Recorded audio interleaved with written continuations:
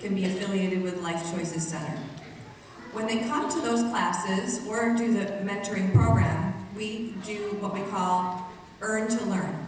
They receive certificates that they turn into paychecks, and they may get a certain amount of points for attending their classes, for doing their homework, for coming on time, for calling ahead to reschedule if they're unable to make it, various ways that they can earn points.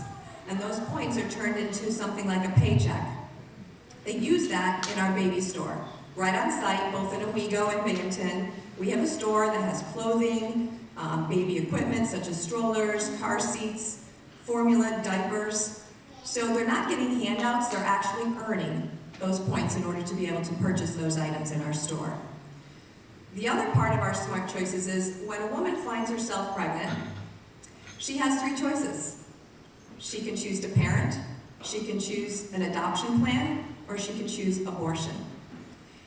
We do talk to these young women about an adoption plan. We affiliate with an agency out of Syracuse, and we have a liaison right on staff in our Binghamton location. She will float to either location as necessary to be able to talk to these young parents about an adoption plan. Adoption planning is very different today than it was many years ago. And so it's one of the hardest decisions they would make because it's focusing on that unborn child and not on themselves. We do talk to them about abortion because we feel it's important that they have all the information in order to make an educated decision. We do not refer for abortion, and we certainly don't do abortions. We are hoping that they will choose life. That is our prayer and that is our ministry. The final program that we have is called Beyond the Choice, because even though we talk to them and we educate them and we pray for them to choose life, whether it be an adoption plan or to parent, we know the reality is it's legal to choose abortion. And so some may choose that. But what we want to be is the love and mercy of Christ. So our doors stay open, no matter what their choice is, and we welcome them back. And it may be through our Beyond the Choice program, which is an abortion recovery program. 1 out of 3 women have chosen abortion at some point in their life. So we come in and we have mentors who work with these women, and all of our mentors have at one point chosen abortion, and so they know where these women come from. And it's a healing process that we work through with them because they are emotionally, they are physically, intellectually, and spiritually affected by having made that choice. It's a difficult time in this world, and what our hope for Life Choices or through Life Choices ministry is that we can provide the love of Christ and community in order to empower these young people to look at the future with confidence, not with fear. Now, my communications director, as well as she's dual purpose, she's also my psych director in Owego, is here with me today, Bridget Sorrells. And the 2 of us will be in the back at the end of services. We'd love to have you come back and see us. But one final thing. We are not funded by a government agency. We are funded by private donations. That might be churches, businesses, and individuals. But we're also very much supported by volunteers. There's only 6 of us on staff to support 2 locations. We couldn't do it without our volunteers, that's for certain. One of the programs that we offer, the fundraisers, that is our largest fundraiser, is called Change for Life. That is where churches offer the opportunity for the people in the services to take a baby bottle. They can fill those bottles with change, paper dollars, checks. We take it all. Paper dollars and checks are much lighter to carry than the change. But we also will have baby bottles at the back at the area we are at for you to pick up and choose to do. We also have our address on those bottles. You may return them to our facility or return them here to the church, and we'll arrange a time to be able to pick up those bottles from the church. We have several other fundraisers. One that's coming up is on July 22nd. It's called the Neon Night Run. It's the first time in the Triple Cities area that they're going to have a run associated around the glow sticks and the glowing sunglasses and the glowing t-shirt. It's going to be at the Vestal Rail Trail and sponsored by the Vestal Cold House. And then another one is also a 5K run walk through the Speedy Fest. It's the Kelly LaBar. And then a final one that we're having for this year is a masquerade gala we'll be having in October. So anybody who's interested in more information about those different fundraisers, being involved, maybe if you don't have time to stop back and see us after service, you can check our website. It's lifechoicescenter.org. It's one word, lifechoicescenter.org. Feel free to stop by and see us. We'd be happy to give you a tour facility. So we love to be out in the community. We love to build the awareness, and we're so grateful for the fellowship and the partnership that we have from the different churches in the community. Thank you so much for allowing me time on this special day, Mother's Day, and God bless. Thank you, Shelley. Wonderful things are happening, and Yes. but it comes at a cost. So I guess my next question is, how are you funded? You're doing monumental work here, and important work, engaging work with the community. How are you funded? So Life Choices Center has been around for 24 years. And so there's been an evolution in how we're funded, but it is privately funded. Individuals, businesses, churches.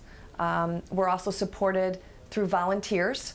There's many tasks that thankfully we don't have to pay for because volunteers are willing to come in and offer their giftings, their talents, and their services. We're also supported tremendously by prayer. It's amazing the needs we may have and how God will move when prayer has been involved. So thankfully we're not having to deal with government agencies and all the rules around what the government agencies require in order for them to fund us. Another thing too with respect to the baby store that is so cool to talk about is your church or your organization could sponsor a baby shower, and Life Choices Center would be the hostess, and the gifts then would come in, and then they would be gathered and they'd be given to the store, and then we would utilize them for women as they come in and are pregnant. So that could be another way too. It's a unique baby shower. Yes. That's kind of neat. Yeah, kind of neat. Now, you have fundraisers also and such things, or do you have fundraisers that are coming up, or what? How do you do that? Great question. We do. Our next fundraiser is, currently for Mother's Day through Father's Day, we offer the opportunity for churches to choose our Change for Life fundraiser. It's where they bring a box of baby bottles or two to the church, and the congregants choose to fill those baby bottles with change or cash or checks. And then certainly then those are returned to the Life Choices Center, and we're able to use that for our services and our needs there. In addition to that, we have a 5K run walk on July 22nd. It's a neon night run, so it's very unique to this community, the first one ever. It's through the Vestal Coal House, and it's on the Vestal Rail Trail. And then we, just a few weeks after that at the Speedy Fest, have the Kelly LaBar, and that's a 5K run walk as well. And all these events are on lifechoicescenter.org, and they'll be on our events page. Awesome. Lots happening. We do. A lot is happening. One of the things about the Encounter, this program, is we want to inform the community. We want to give them the correct information. We want to, so they can make choices and such. But I think the most valuable asset to a program like this is not only to get the information, but to also act on what they know. That is right. It's great to get the information, and boy, they're doing yeoman's work. That's great. But how can I get involved? So can you take a few moments and just kind of share with our viewers and our listeners, how can they support? How can they roll up their sleeves? If this resonates with them, this touches their heart and their spirit, what's some nuggets of wisdom that you can give to them that are listening about how they might be able to support this ministry? That's a great question. So as I indicated, prayer is wonderful. We actually have an opportunity for people to sign up as prayer partners. If a woman finds out she's pregnant, we offer her a blanket that's been made, and we call that a prayer blanket. And then we take her, not personal information, but we invite one of our prayer partners to be assigned to her specifically, that they may offer her up in prayer and her unborn baby throughout the term of the pregnancy. As well as individually, we will talk if we have a need. We will choose those. We will call those prayer warriors and send out cards to them and ask them to pray for that particular need. Volunteers, as we talked about, we have 2 locations, and we have to staff some areas of that, each of those locations on a regular basis. If we don't have that staff, sometimes we can't be open because we just certainly can't be there alone. And then, of course, we have maintenance and all types of items that are necessary, envelope stuffing. So the best thing would be to do is to call our agency.